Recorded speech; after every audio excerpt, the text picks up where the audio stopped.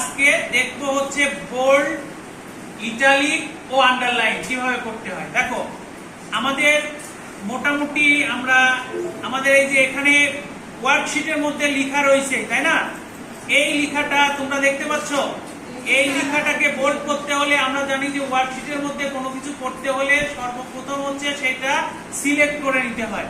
Select করে নিতে হয় বলতে এই যে আমি এটা ড্রাগ বা সিলেক্ট করে নিলাম। সিলেক্ট করে নিয়ে এই দেখো হোম মেনুর আন্ডারে আছে বোল্ড, ইটালিক এবং আন্ডারলাইন। ঠিক আছে, হোম মেনুর এই রিবন বারে আমরা বোল্ড, ইটালিক এবং আন্ডারলাইন দেখতে পাই। আমি যদি বোল্ডে ক্লিক করি, দেখো লেখা বোল্ড হয়েছে। আমি যদি ইটালিকে ক্লিক করি, লেখা কি একটু বাঁকা হয়েছে? দেখো আন্ডারলাইনে যদি ক্লিক করি, আন্ডারলাইন হয়েছে। তাহলে এই জিনিসটা অনেক ইজি না?